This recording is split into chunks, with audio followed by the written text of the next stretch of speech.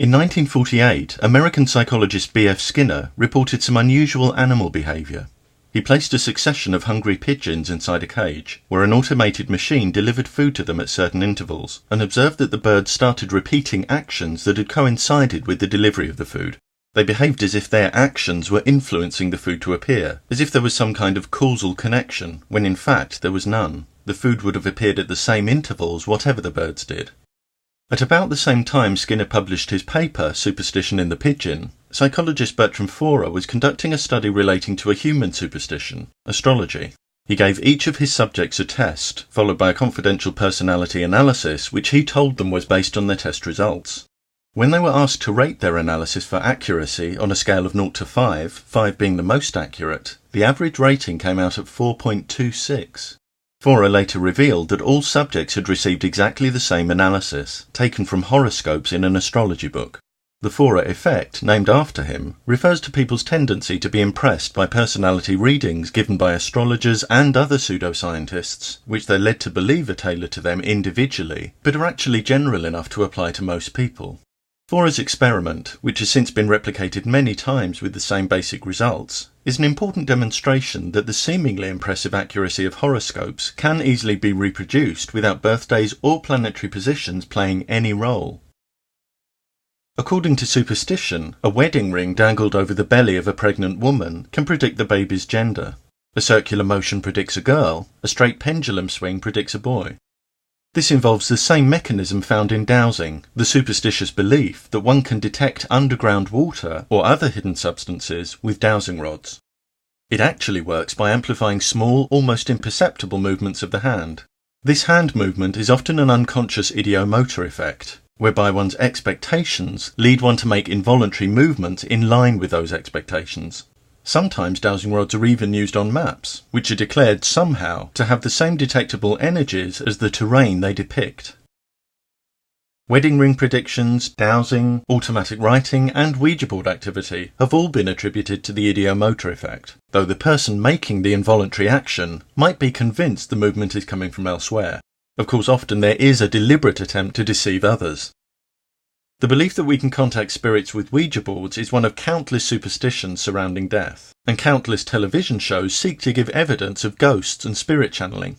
Viewers send in footage in which spots of light are leapt on as so-called ghostly anomalies, and self-proclaimed mediums declare they can channel spirits in shows that disclaimers admit are for entertainment purposes only. Interestingly, when magicians give their audiences apparently uncannily accurate details about their lives and relationships, our typical response is "what's their trick?" But when others do the same posing as psychic mediums, the response is often they must have supernatural powers. All that differs between the self-proclaimed medium and the self-confessed showman is presentation style. If the showman doesn't need supernatural powers, nor does the medium. In the 5th season of the so-called ghost hunting show Most Haunted, its resident medium Derek Acora behaved as if possessed by the spirit of Creed Kafer, but it was later reported that this name had been invented and misinformation about the fictitious person had been fed to Derek prior to filming to test his integrity. As filming began and Derek became swept up in the persona of the non-existent spirit, he didn't realise that Creed Kafer was an anagram of Derek Faker. He went on to channel a similarly fictitious highwayman whose name was an anagram of Derek Lies.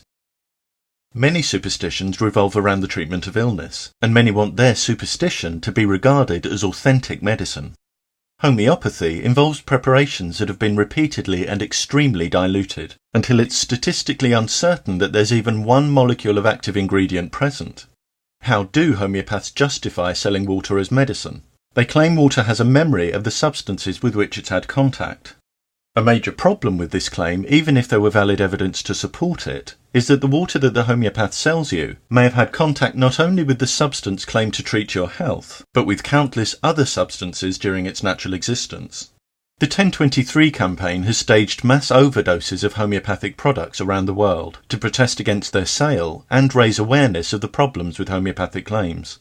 Homeopathy hasn't been shown to have any effect beyond placebo, when receiving and having confidence in a dummy treatment can itself lead to an improvement in health. Some feel that if placebos sometimes show improvement, then deceiving people into thinking a fake medicine actually works does no harm or is ethically justified. Among the well-known objections to this idea is that if people come to rely on treatments with no scientific validity, they may fail to pursue treatments that would be effective. But a 2010 study by Ted Kapchuk and his colleagues indicates that the placebo effect may work even when you know it's a placebo. They divided IBS patients into two groups. One received no treatment, the other was given dummy pills twice daily and told the pills had no active ingredient. The word placebo was even printed on the pill bottle. And yet the study's results showed that the group who knew they were taking placebos had significantly greater relief from their symptoms than the no treatment group. As Kapchuk points out, there may be benefits simply in the performance of a medical ritual. More research is needed in this area, but anything that might help to rid us of medical deception would seem to be worthwhile. As a child, I was brought up to think there was a divine creator of the universe that listened and responded to prayers. If I prayed and nothing happened, I was told I must have prayed for the wrong thing, or didn't pray hard enough, or that my prayer was answered, but in an indirect way I'd discover later. I eventually worked out that a God that moved so mysteriously I had no idea what it had actually done may as well not be there at all.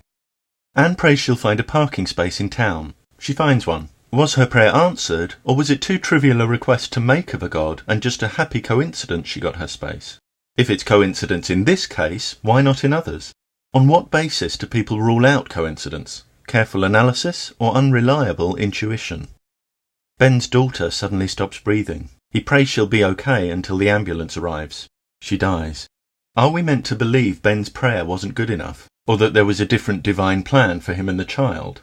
If our fates are already divinely decided, then prayer would have no effect, even if gods existed.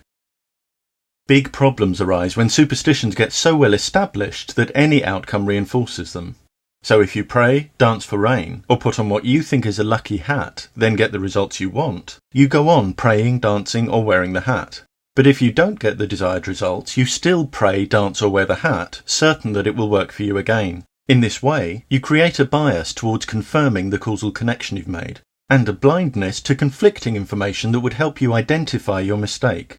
Once that happens, you've built a barrier to rational thinking, and you've departed from reality.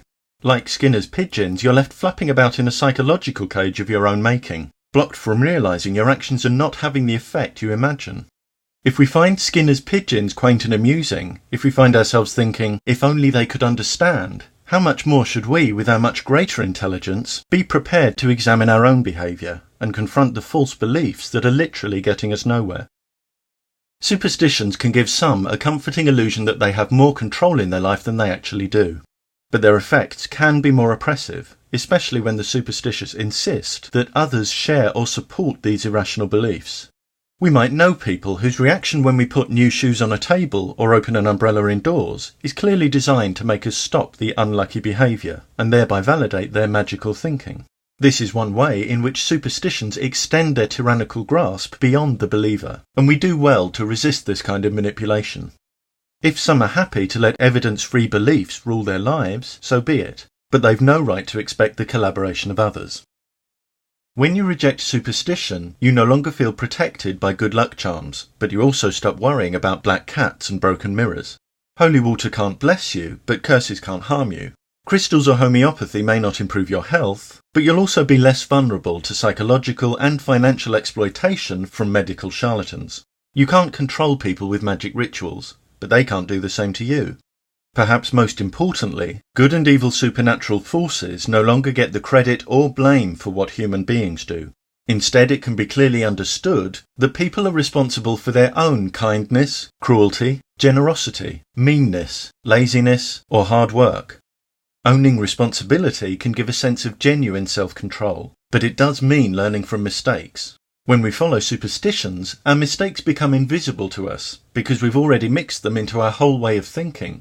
If we tell ourselves magic can solve our problems, or rid us of guilt for any wrong we do, that's a much easier ride than thinking critically or holding ourselves accountable. But if the price is denying reality, becoming fearful of knowledge, being unable to distinguish true and false claims, or demonizing difference, it's worth considering the possibility that that easy ride will cheat you out of much more in the long run. With a little careful critical thought, we can identify our own cages of superstition and walk free of them.